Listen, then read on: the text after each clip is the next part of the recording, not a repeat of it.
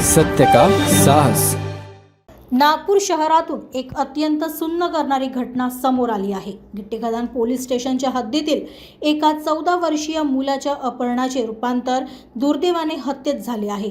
हनुमान जयंतीच्या रॅलीतून बेपत्ता झालेल्या अथर्व नानोरे या निष्पाप मुलाचा मृतदेह आढळून आला असून नागपूर पोलिसांनी या प्रकरणी अत्यंत वेगाने तपास करत 3 आरोपींना बेड्या ठोकल्या आहेत। मिळालेल्या माहितीनुसार नागपूरच्या गिट्टीखदान परिसरात राहणारा 14 वर्षाचा अथर्व दिलीप नानोरे हा 8वीत शिकणारा विद्यार्थी 2 एप्रिल रोजी हनुमान जयंतीच्या रॅलीत सहभागी झाला होता।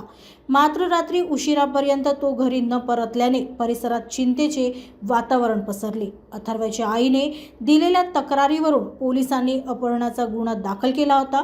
घटनेचे गांभीर्य ओळखून पोलीस आयुक्तांच्या मार्गदर्शनाखाली गुन्हे शाखा आणि गिट्टीखदान पोलिसांनी तपासाची चक्रे वेगाने फिरवली।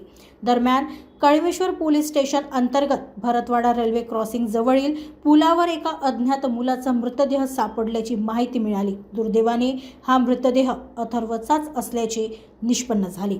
गळा आवळून त्याची निर्घृण हत्या करण्यात आली होती। तांत्रिक पुरावे आणि गुप्त बातमीदारांच्या मदतीने पोलिसांनी अवघ्या काही तासात 3 संशयितांना ताब्यात घेतले। अटक करण्यात आलेल्या आरोपींची नावे जय रामगोपाल यादव वय 19 वर्षे, मुख्य सूत्रधार केतन उर्फ कुणाल रमेश साहू वय 22 वर्षे, आयुष मोहन साहू वय 19 वर्षे असे आहेत। या आरोपींकडून पोलिसांनी गुन्ह्यात वापरलेले 3 मोबाईल फोन जप्त केले आहेत।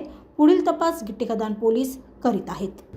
त्याच्यात 3 आरोपी ताब्यात घेण्यात आलेले आहेत। त्याचे पीसीची म्हणजे कोर्टासमोर आपण घेऊन गेलेलो आहे। पुढची आमची याच्यात कारवाई चालू आहे आणि आम्हाला जे लिंक्स लागत होते ते जे आहेत ते लिंक्स लागलेले आहे। We have got the evidence also आणि त्याशिवाय कोणाच्या काय सहभाग कसे होता तीही सगळी माहिती आम्हाला मिळालेली आहे। आणि त्याच्यानंतर म्हणजे त्याच्यात त्यांनी कशासाठी हे केला आणि केव्हापासून त्यांनी प्लॅनिंग केली होती ही सगळी माहिती आम्हाला मिळालेली आहे।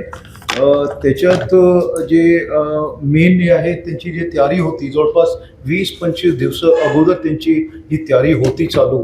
हे आज त्यांच्याशी इंटरोगेशन करताना आम्हाला ही माहिती मिळालेली आहे।